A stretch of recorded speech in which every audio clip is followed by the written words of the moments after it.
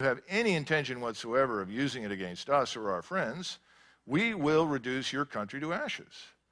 And the Iranians know that. They have a long history with the Russians. So Europe suffers from no existential external threat. The existential threat to Europe resides with the millions and millions of Muslims from North Africa, the Middle East, and Turkey that will never assimilate, cannot be assimilated, because assimilation would mean the destruction of Western civilization. The Germans know it, the French know it, everybody knows it, but it's politically incorrect to say so. So that's a huge problem in Europe, and it's compounded by the financial disaster. So for the foreseeable future, I would sort of say the Europeans are temporarily on sabbatical. And I think this latest episode in Libya is going to put a permanent nail in that coffin, because this thing has dragged on, and it's ridiculous. I mean, what, 6 million people living in that place? Land a battalion and get it over with if they really want to. It's absurd. Yes. Colonel Tippie, Seminar 4. All right, gentlemen. You also did not talk about space very much. Did you not talk about that for a reason? Well, I've talked to you about, I've mentioned that there are thousands of satellites in space. Some of these, of course, are satellites that we no longer routinely use. We can turn them on and off at will from NRO, and they do contain capabilities that we can employ. My point is that organizationally, we have not sat down and looked at that array, along with arrays on the planet, along with the links between them and the various platforms in the armed forces, and come up with a menu that leads us to this maneuver ISR strike sustainment complex I'm talking about on a regional basis. This, by the way, is very, very attractive to the Japanese and the Koreans because, again, that's their forte, information technology, and they want to move into the aerospace realm. And they want to do it with us, not against us, because of China. The reason I'm not going any further is you start to talk about these things, and the NRO shows up at your front door and says, what the hell are you doing, Macgregor?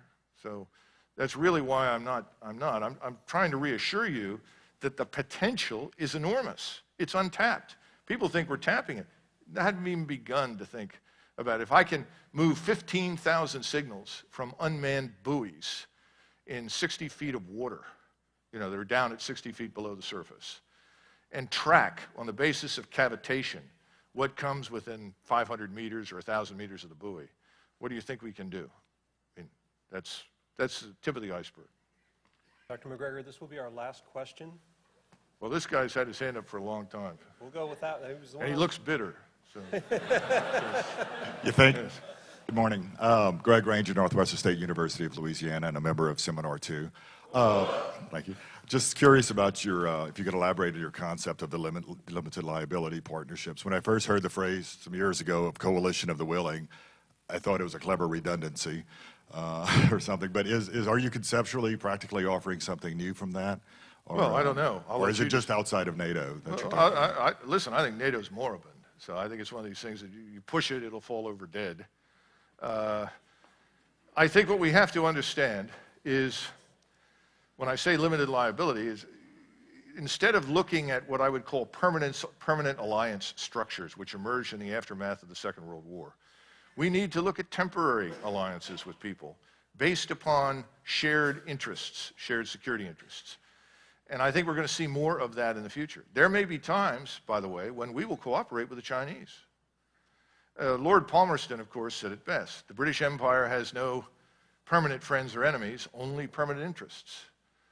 And we have permanent interests, and we need to focus on those, and we need to be prepared to cooperate with those who share those interests. But we need to stop thinking in terms of this childish notion, there are friends.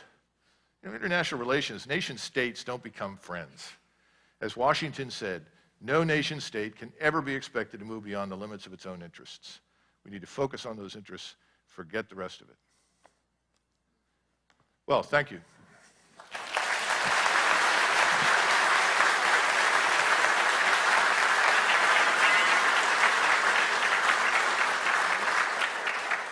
Dr. Macgregor, we'd like to express our gratitude and thank you for generously taking your time to share your insights with us today. On behalf of the Army War College class of DDE 2011, the Army War College Foundation, please accept this token with our sincere appreciation. Thank you very much. Thank you, sir. Beautiful.